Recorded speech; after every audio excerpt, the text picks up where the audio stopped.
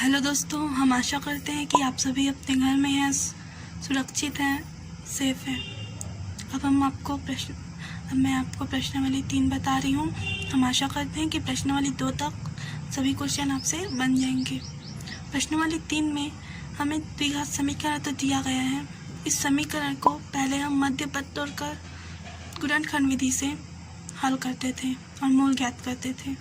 अब हमें एक और विधि आती है, पूर्ण वर्ग विधि।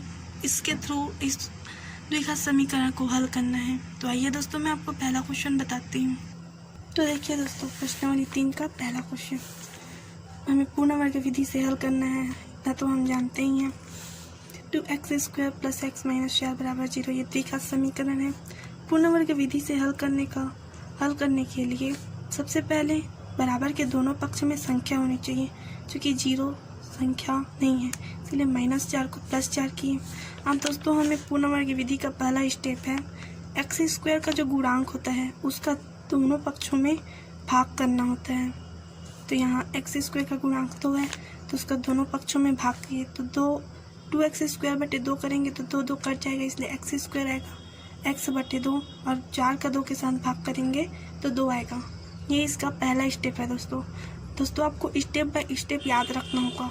सबसे पहले हमें पूर्ण वर्ग विधि को हल करने के लिए जो दोनों पक्षों में संख्या होने के लिए एक संख्या को बराबर की इस पार लाते हैं।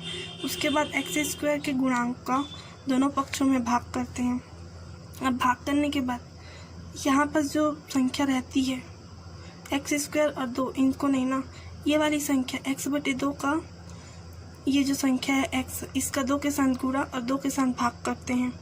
तो ये x² वैसे ही है, x का 2 के साथ गुणा करेंगे तो 2x आएगा और भाग करेंगे तो 1/2 अर्थात ये भाग ही है, और 1/2 यहाँ बचा है तो गुणा है तो गुणा बराबर 2। दोस्तों, चाहे कैसे भी हो, 2 का गुणा और 2 का भाग करना है, ये इसका नियम ही है। 2 का गुणा और 2 का भाग, फिर जो लास्ट की संख्या होगी फिर उसके बाद इसको हल करेंगे तो 2 दूनी 4 होगा। बाकी सेम लिखाएगा, 1 1 में 2 दूनी 4। अब दोस्तों, ये जो संख्या आई है इसका दोनों पक्षों में वर्ग करके जोड़ना है, अर्थात ये संख्या इसको हमने वैसे ही लिख दिया, 1/4 का वर्ग करके जोड़ी है दोनों पक्षों में, और उसके बाद हल करेंगे। दोस्तों, यहाँ पर देखिए, x² + 2x गुणित 1/4 + 1/4 का वर्ग, ये बिल्कुल सूत्र जैसे दिख रहा है दोस्तों। सूत्र a² + 2ab + b²। तो हम इसको a + b का होल स्क्वायर लिख सकते हैं। x + ये b, x a है और 1/4 b है, इसका होल स्क्वायर। इसको हल किया दोस्तों तो 1 का वर्ग 1 आएगा और 4 का वर्ग 16, 16 दूनी 32 और 1 33/16। अब ये वर्ग है, इधर आके करनी लग जाएगा। जब भी करनी लगता है प्लस माइनस दोनों में लगता है दोस्तों। उसके बाद ये 33 का वर्गमूल से बाहर तो आ नहीं सकता, लेकिन 16 का वर्गमूल 4 होता है, प्लस माइनस है। अब हम करेंगे, एक बार प्लस चिन्ह लेंगे और एक बार माइनस चिन्ह लेंगे। तो प्लस चिन्ह लेंगे तो x है, प्लस करनी 33/4 और ये प्लस 1/4, इधर आके माइनस 1/4 हो जाएगा। 4 4 2 बार लिखा है वो एक बार लिखा जाएगा, -1 प्लस करनी 33। अब माइनस चिन्ह लेंगे दोस्तों तो x यहीं रहेगा, माइनस करनी 33/4 और यहाँ ये प्लस 1/4 -1/4 होगा। 4 4 2 बार लिखा है वो एक बार, -1 माइनस करनी 3। इस तरह से दोस्तों x के 2 मूल हमें प्राप्त हो गए। दोस्तों, ये विधि थोड़ी कठिन है। इसको बनाने के लिए सबसे पहले एक को इधर बराबर की इस पार लाना पड़ता है, उसके बाद x² के गुणांक का भाग करना पड़ता है, फिर जो रहता है x का 2 के साथ गुणा और 2 से भाग करना होता है। उसके बाद हल करने के बाद जो संख्या बचती है, जो x को छोड़ के उसका वर्ग करके दोनों पक्षों में जोड़ना होता है। ये इसकी एक विधि है दोस्तों। मैं आशा करती हूँ कि आपको समझ में आ गई होगी। यदि नहीं आई होगी तो मैं आपको एक और क्वेश्चन बताती हूँ ताकि आपको आसानी से आ जाए। दोस्तों, मैं आपको चौथा क्वेश्चन बताती हूँ और मैं आशा करती हूँ कि चौथा क्वेश्चन देखने के बाद आपसे आसानी से बन जाएगा। पूर्ण वर्ग विधि को हल करने के लिए सबसे पहले +6 को हमने -6 किया, फिर x² के गुणांक 1 है तो 1 का अगर हम भाग करेंगे तो नहीं आएगा दोस्तों, तो हम भाग नहीं कर रहे हैं। उसके बाद ये जो x है इसका 2 के साथ गुणा और 2 के साथ भाग करेंगे। दोस्तों मान लीजिए ये है 2 के साथ x का गुणा किए, 2 के साथ x का गुणा किए और यहाँ भाग लिख दिए 2। तो दोस्तों जब ये भाग को हम लोग गुणा में चेंज करेंगे तो 2/1 1/2 हो जाएगा। बिल्कुल हमने यहाँ पर उसको ऐसे ही किया है। गुणे 4 करनी 2 तो है ही और -6। अब इसको हम हल करेंगे। ये 2x को हम बिल्कुल भी टच नहीं करेंगे। ये हल होता है तो करेंगे वरना नहीं करेंगे। ये हल होगा दोस्तों। 2 एकम 2, 2 दूनी 4, तो 2 करनी 2 और बराबर -6 हो गया। अब फिर 2 का गुणा 2 का भाग हो गया, बचा x स्क्वायर और x को छोड़कर एक संख्या बची है 2 करनी 2। इसका दोनों पक्षों में वर्ग करके जोड़ेंगे। देखिए दोस्तों ऐसे लिख दिए। फिर एक बार और लिखे, वर्ग किए और जोड़ दिए। यहाँ भी वर्ग किए और जोड़ दिए। अब ये बिल्कुल यहाँ a का स्क्वायर -2ab प्लस b का स्क्वायर दिख रहा है, तो a माइनस b का होल स्क्वायर बिल्कुल वैसे ही सूत्र है। तो हमने a का मान रखा है माइनस और b और फिर स्क्वायर लगा दिया और यहाँ -6 प्लस ये 2 जब कोष्ठक हटेगा तो 2 इसमें भी आएगा और 2 इसमें भी आएगा। 2 दूनी 4 हो गया और 2 और 2 कट गया तो ये 2 बच गया। 4 दूनी 8 में 6 गया तो 2। अब ये जो वर्ग लगा है वो बराबर की इस पर आएगा तो करनी लग जाएगा। करनी प्लस माइनस दोनों में होता है तो प्लस माइनस करनी 2 ये हो गया। अब हम एक बार प्लस चिन्ह लेंगे और एक बार माइनस चिन्ह लेंगे। तो प्लस चिन्ह लिए दोस्तों x - 2 करनी 2 बराबर 2, तो प्लस चिन्ह लिए इसलिए करनी 2 -2 करनी 2 प्लस 2 करनी 2 हुआ, पक्षांतर हुआ तो 2 में 1 को जोड़े तो 3 और करनी 2 एक बार लिखा गया।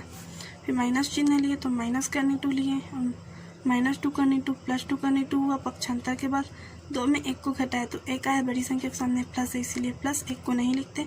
करनी 2 2 बार लिखा है वो एक बार लिखा गया।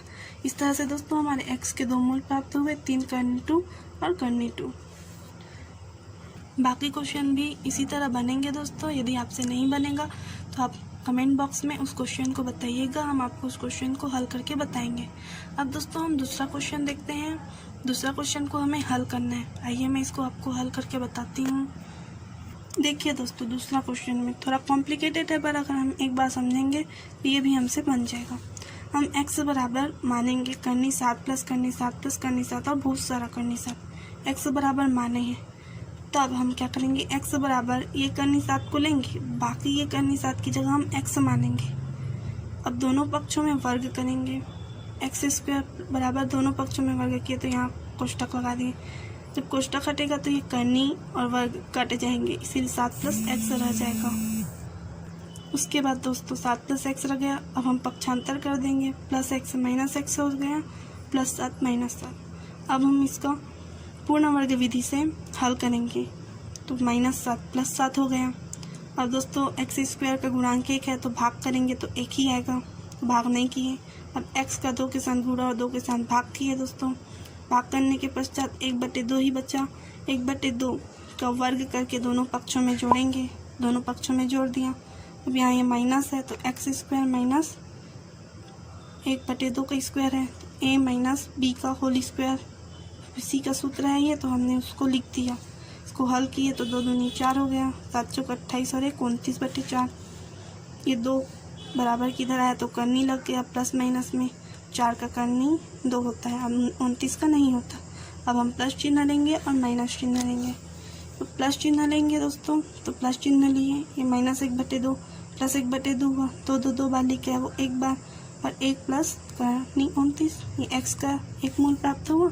अब माइनस चिन्ह लेंगे, माइनस करनी 29/2 माइनस 1/2 प्लस 1/2 हुआ, 2 बार लिखे है वो एक बार लिखे, प्लस 1 और माइनस करनी 29। इस तरह हमें 2 मूल प्राप्त हो गए। इसी बनाया दोस्तों। अब मैं आपको तीसरा क्वेश्चन बताती हूँ। तीसरा क्वेश्चन बोल रहा है दोस्तों, 2 क्रमागत प्राकृत संख्याओं के वर्गों का योग 85 है, संख्याएं ज्ञात कीजिए। देखिए दोस्तों क्रमागत संख्या क्या होती है, क्रम से आने वाली संख्या, उसको हम कैसे बोलेंगे, x + 1 x + 2 x + 3, ये क्रमागत संख्या है। और प्राकृत संख्या तो आपको पता है 1 से 9 तक प्राकृत संख्या है जो 1 से स्टार्ट होती है। तो माना 2 क्रमागत प्राकृत संख्या की पहली संख्या x है और दूसरी संख्या x + 1 है। क्वेश्चन बोला है कि दो क्रमागत प्राकृत संख्या के वर्गों अर्थात इसमें हम वर्ग किए का योग 85 है। ऐसे हुआ है दोस्तों। अब इसका वर्ग किए तो a प्लस बी का होल स्क्वायर जैसे दिख रहा है, तब हम यहाँ सूत्र लगाएंगे a का square plus 2ab plus b का स्क्वायर, तो x square plus 2x plus a का स्क्वायर बराबर 85। एक्स स्क्वायर 2x स्क्वायर हो गया प्लस 2x और 1 का वर्ग करेंगे तो 1 ही आएगा। 85 है प्लस 1 इधर आके माइनस 1 हो गया तो 84 हो गया दोस्तों। अब दोस्तों यहाँ 2 84 दिख रहा है, तो हम यहाँ 2 का भाग कर सकते हैं। दोनों पक्षों में 2 का भाग कर दिए तो 2 एकम 2 2 एकम 2 और 2 चौका 2 दूनी 4। संख्या को छोटा बनाने के लिए हम ऐसा किए। अब दोस्तों हम इसको मध्य पर तोड़कर हल कर रहे हैं। तो दोस्तों हमें 42 लाना है और जो गुणा करने पर 42 है और जोड़ने या घटाने पर 1 है। तो ऐसी दो संख्या 6 और 7 है दोस्तों, जिसको गुणा करेंगे तो 42 आएगा और घटाएंगे तो 1 आ जाएगा। तो यहाँ 6 और 7 को लिख दिए और यहाँ पर हमने कोष्टक ले लिया। कॉमन निकालने के बाद हमें गुणनखंड प्राप्त हो गए। गुणनखंड प्राप्त होने के बाद हमने मूल ज्ञात कर लिया। चूँकि प्राकृत संख्या ऋणात्मक नहीं होती, इसीलिए x बराबर क्या होगा 6। तो पहली संख्या हमें 6 प्राप्त हो गई और दूसरी संख्या x प्लस 1 मतलब 6 प्लस 1 बराबर 7। इस तरह हमें पहली संख्या और दूसरी संख्या प्राप्त हो गई। दोस्तों मैं इसको आपको हल करके इसीलिए नहीं बताई हूँ ताकि इसको आप हल करेंगे, ताकि आपको समझ में आए। आप बनाएंगे तब आपको और अच्छी तरह से समझ में आएगा। दोस्तों देखिए चौथा क्वेश्चन में बोल रहा है कि 2 क्रमागत प्राकृत संख्याओं का गुणनफल 20 है, संख्याएं ज्ञात कीजिए। प्राकृत संख्या तो 2 क्रमागत वही होगी दोस्तों, और गुणनफल करना है अर्थात गुणा का निशान लगाना है और हमें क्रम बाई क्रम हल करते जाना है। वो संख्याएं हमें ज्ञात हो जाएंगी। इसको मैं आपको बनाने के लिए छोड़ रही हूँ, आप कोशिश करिएगा और यदि आपसे नहीं बनेगा तब आप बताइएगा। पांचवा क्वेश्चन भी बिल्कुल सेम है दोस्तों। 2 संख्याओं का योग 48 तथा उनका गुणनफल 432 है, संख्या ज्ञात कीजिए। दोस्तों 2 संख्याओं का योग 48, वो 2 संख्या हम x और y मान लेते हैं, तो x प्लस वाई बराबर 48 होगा और गुणनफल है x y बराबर 432। ये दूसरा समीकरण हो जाएगा। अब हम इसको हल करना है, तो इसको हल करने का एक सूत्र होगा, मैं आपको सूत्र बता देती हूँ, बाकी आपसे बन जाएगा, ऐसा मुझे आशा है, विश्वास है। ये देखिए दोस्तों, ये एक सूत्र मैं बताई ना आपको, x प्लस वाई करिएगा और एक्स वाई करिएगा, ये 2 समीकरण आपको प्राप्त हो जाएंगे। आप इस सूत्र को लगाइएगा, x माइनस वाई का होल स्क्वायर बराबर x प्लस वाई का होल स्क्वायर माइनस 4xy। इससे आपको x माइनस वाई का मान पता चलेगा। x माइनस वाई और x प्लस वाई से आप इसको हल कर लीजिएगा, x का मान प्राप्त हो जाएगा। आपसे नहीं बनेगा तो बताइएगा दोस्तों, बाकी ये बहुत ही सरल है। सूत्र मैं आपको बता दी हूँ, सूत्र के थ्रू आप बना सकते हैं। छठवां क्वेश्चन देखिए दोस्तों, एक समकोण त्रिभुज का क्षेत्रफल 165 वर्ग सेंटीमीटर है। यदि समकोण त्रिभुज के शीर्ष लंब की लंबाई उसकी आधारभुजा से 7 मीटर लंबी हो तो शीर्ष लंब की लंबाई ज्ञात कीजिए। हमें समकोण त्रिभुज का क्षेत्रफल पता है 165 वर्ग मीटर और शीर्ष लंब की लंबाई उसकी आधारभुजा से 7 मीटर अधिक हो, शीर्ष लंब की लंबाई ज्ञात कीजिए। दोस्तों हमें शीर्ष लंब की लंबाई नहीं मालूम है, तो हम शीर्ष लंब की लंबाई को x मानेंगे और यहाँ आधारभुजा 7 मीटर अधिक है, तो x प्लस 7 अधिक है, इसीलिए प्लस लगा, और कितनी अधिक है 7 अधिक है, इसीलिए x प्लस 7। अब हमें मान तो पता चल गया, अब इसको बनाना कैसे है मैं आपको हिंट देती हूँ। देखिए दोस्तों करना क्या है। समकोण त्रिभुज का सूत्र होता है 1/2 गुणित आधार गुणित शीर्ष लंब। क्षेत्रफल का मान पता है 1/2 रखना, आधार पता है x प्लस 7 और शीर्ष लंब x माने हैं। और इसी तरह आपको हल करना है, वर्ग समीकरण प्राप्त करना है। वर्ग समीकरण प्राप्त करने के बाद इसको तोड़ना है, तोड़ने के पश्चात गुणनखंड प्राप्त होगा। गुणनखंड प्राप्त होने के बाद 0 लेके आप मूल प्राप्त कर लीजिएगा। एक संख्या ऋणात्मक आएगी तो यह होगा नहीं, तो जो संख्या धनात्मक में आएगी वही उसका आंसर होगा। इसी तरह से दोस्तों अब आप 7वां क्वेश्चन देखेंगे। तो अब हम 7वें क्वेश्चन को देखते हैं। 7वें क्वेश्चन में क्या दिया है, फलों की आयताकार क्यारी का परिमाप 76 मीटर तथा क्षेत्र 3757 वर्ग मीटर है। क्यारी की लंबाई तथा चौड़ाई ज्ञात कीजिए। यहाँ हमें क्यारी का परिमाप दिया है और क्यारी का क्षेत्रफल भी दिया है। हमें यहाँ क्यारी की लंबाई और चौड़ाई ज्ञात करना है। ठीक है दोस्तों, माना फलों की क्यारी की चौड़ाई कितना है x। फलों की क्यारी की चौड़ाई बराबर दिया है x मीटर और लंबाई बराबर क्वेश्चन मार्क और क्यारी का परिमाप दिया है 76 मीटर। तो फिर हम जानते हैं यहाँ पर सूत्र, आयत का परिमाप बराबर होता है 2 गुणित लंबाई प्लस चौड़ाई। तो आयत का परिमाप बराबर दिया है हमें यहाँ पर 76 मीटर, तो 76 बराबर 2 गुणित लंबाई x, चौड़ाई बराबर हम क्या लिए x, तो x।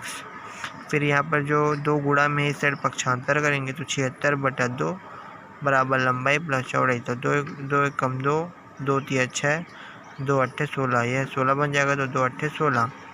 लंबाई बराबर 38 माइनस ये जो इस साइड प्लस में है, इस साइड पक्षांतर करेंगे तो माइनस में हो जाएगा, तो 38 माइनस x मीटर। फिर प्रश्न में क्या दिया है, आयत का क्षेत्रफल 357 वर्ग मीटर। फिर हम जानते हैं सूत्र, आयत का क्षेत्रफल लंबाई गुणित चौड़ाई। तो आयत का क्षेत्रफल रख देंगे 357, लंबाई हम क्या ज्ञात किए यहाँ पर 38 माइनस एक्स, और चौड़ाई हमें क्या माने हैं x। तो 357 बराबर 38 x माइनस एक्स स्क्वायर, यहाँ गुणा करेंगे तो 38x और माइनस x और x हो गया एक्स स्क्वायर। यहाँ पर एक्स स्क्वायर माइनस, यहाँ पर हम जमाएंगे पहले स्क्वायर को फिर x को फिर संख्या को, तो x square minus 38x plus 357 बराबर 0। हम यहाँ पर गुणनखंड विधि से हल करेंगे तो मैं लिखूँ a b c। हम a और c का गुणा कर हमें b प्राप्त करना होता है, तो यहाँ पर प्राप्त किए हम देख सकते हैं आप, a गुणित c, x बराबर कुछ नहीं मतलब 1 गुणित 357 बराबर हो गया, गुणा करेंगे तो आएगा 357। फिर हम ऐसा संख्या ज्ञात करेंगे जहाँ पर हमें 357 प्राप्त हो और यहाँ पर गुणा करने 357 प्राप्त हो और जोड़ घटाव करने से 38, तो -21 - 17 बराबर जाएगा 357। तो माइनस और माइनस हो जाएगा प्लस, 21 गुणित 17 हो जाएगा 357। तो ये -21 और -17 हो जाएगा -38, जोड़ेंगे तो जाएगा 38 और बड़ी संख्या किसमें माइनस में, तो माइनस। अब यहाँ हम -38 की जगह -21 और -17 को रखेंगे, ठीक है दोस्तों। तो x square minus 21x minus 17x plus 357। अब यहाँ पर हम कॉमन निकालेंगे तो x और हो गया एक्स स्क्वायर और x 21 गुणित x 21x, x माइनस 21। हम यहाँ पर जो संख्या में प्राप्त होगा हम जस्ट के तस यहाँ पर वैसे छाप देंगे, तो -17 गुणा करके देख सकते हैं एक बार, -17x, फिर माइनस और माइनस हो जाएगा प्लस 21 गुणित 17 हो जाएगा 357 बराबर 0। अब यहाँ पर x माइनस 21 को एक बार मतलब x माइनस 21 बराबर 0 करके एक बार लेंगे और x माइनस 17 बराबर 0 करके एक बार और लेंगे। तो x माइनस 21 बराबर 0, तो -21 को इस साइड पक्षांतर करेंगे तो x बराबर 21, फिर x माइनस 17 बराबर 0 करके लेंगे तो x, फिर -17 को इस साइड पक्षांतर करेंगे तो x बराबर 17। अतः क्यारी की लंबाई बराबर 21 मीटर व क्यारी की चौड़ाई बराबर हो जाएगा 17 मीटर। ठीक है दोस्तों, अगर आप लोग को समझ नहीं आया होगा तो आप लोग बताना, हम आपको और अच्छे समझाने की कोशिश करेंगे। ठीक है दोस्तों, धन्यवाद। दोस्तों अब हम 9वां क्वेश्चन देखते हैं। 9वां क्वेश्चन में बोल रहा है, एक व्यक्ति और उसके पुत्र की वर्तमान आयु का योग 45 वर्ष है। एक व्यक्ति और उसका पुत्र अर्थात ये पिता है, इसकी वर्तमान आयु का योग 45 वर्ष है। दोनों की आयु को जोड़ते हैं तो 45 वर्ष आते हैं। 5 वर्ष पहले की बात है, दोनों की आयु को गुणनफल उस व्यक्ति की आयु का 4 गुना था। दोनों की वर्तमान आयु ज्ञात कीजिए। दोस्तों हमें प्रश्न में 2 कथन दिए होते हैं, इन दोनों कथनों से हम 2 समीकरण बनाते हैं, उस समीकरण को हल करके हम दोनों की वर्तमान आयु ज्ञात करते हैं। देखिए मैं आपको बताती हूँ। दोस्तों मानते हैं कि उस व्यक्ति की वर्तमान आयु x वर्ष है, अर्थात पिता की वर्तमान आयु x वर्ष है और उस पुत्र की वर्तमान आयु है y वर्ष, हमने माना है। दोस्तों हमें बोला गया है कि दोनों की आयु का योग 45 वर्ष है, तो हम दोनों की आयु x वर्ष, व्यक्ति की आयु, पुत्र की आयु y वर्ष, इसका योग कितना है 45 वर्ष है। ये एक समीकरण बना। अब इसी प्रकार 5 वर्ष पहले की बात किया गया है दोस्तों, तो 5 वर्ष पहले व्यक्ति की आयु कितनी होगी, जितनी वर्तमान आयु है उसमें 5 वर्ष को घटा देंगे तब वो 5 वर्ष पहले की आयु पता चल जाएगी। और पुत्र की आयु भी ठीक उसी प्रकार, जितनी वर्तमान आयु है उसमें 5 वर्ष पहले की आयु को घटा देंगे तो 5 वर्ष पहले की आयु पता चल जाएगी। तो इस तरह 5 वर्ष पहले व्यक्ति की आयु x-5 वर्ष और पुत्र की आयु y-5 वर्ष। बोला है दोस्तों दोनों की आयु का गुणनफल, 5 वर्ष पहले दोनों की आयु का गुणनफल, दोनों की आयु का गुणनफल यहाँ गुणा है दोस्तों, दोनों की आयु का गुणनफल व्यक्ति की आयु का कितना था, 4 गुना था। दोनों की आयु का गुणनफल व्यक्ति की आयु का 4 गुना था। हमने इसको जमा दिया इस प्रकार। अब हम गुणा करेंगे, तो गुणा करेंगे तो x का गुणा y-5 के साथ, फिर y-5 का गुणा y-5 के साथ। तो x को y के साथ गुणा करेंगे तो xy minus 5x minus 5y minus minus plus 5×5 = 25। अब दोस्तों xy यहाँ क्या होगा, 4 का x के साथ गुणा होगा तो 4x माइनस और 5 × 20। अब क्या करेंगे दोस्तों, बिल्कुल सेम इसी तरह उतार दिए हैं। अब हम इन दोनों को इधर लाएंगे तो xy है माइनस 5x है प्लस 4x माइनस 4x हो गया, minus 5y plus 25 minus 20 plus 20, इधर कुछ नहीं बचा तो 0 बचा। अब हल किए तो xy माइनस माइनस प्लस तो 5x और 4x 9x हो गया, माइनस 5y 25 और 20 45 बराबर 0 हो गया दोस्तों। अब समीकरण 1 से हम x या y में से किसी एक का मान निकाल लेंगे। तो हमने y का मान निकाल लिया है दोस्तों, y का मान निकाल लिया तो x प्लस में था, इधर आके माइनस x हो गया, पक्षांतर कर लिया। अब इस y का मान हम यहाँ जहाँ जहाँ भी y है वहाँ रखेंगे। हमने इस तरह y का मान रख दिया है दोस्तों।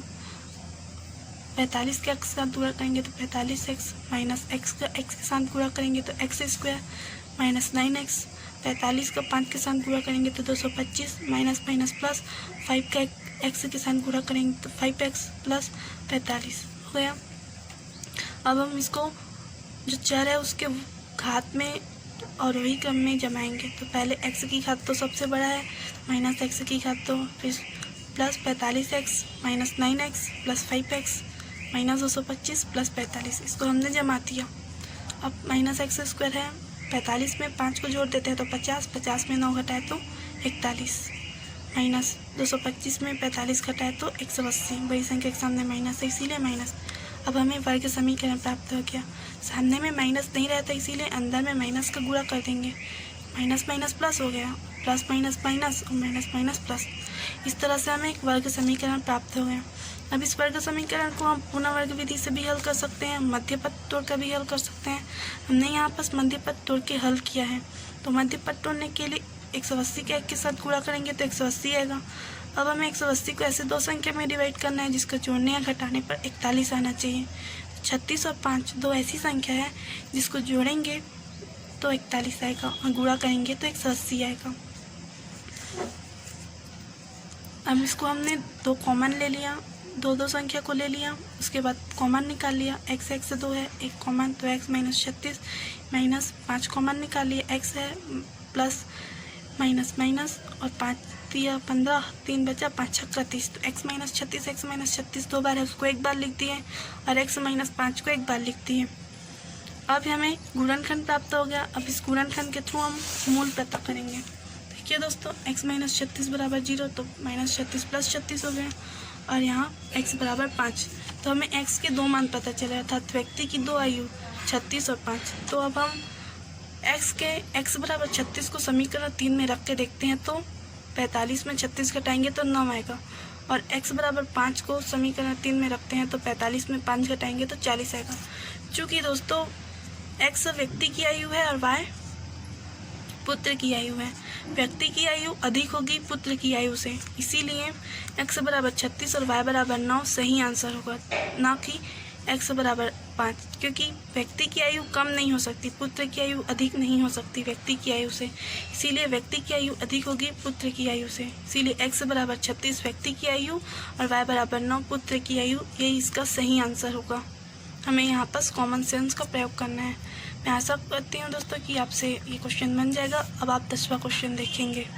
दोस्तों अब हम 10वें क्वेश्चन को देखते हैं। 10वें क्वेश्चन में क्या दिया है, नीलमणि की 5 वर्ष पूर्व की आयु तथा 8 वर्ष पूर्व की आयु का गुणनफल 40 है।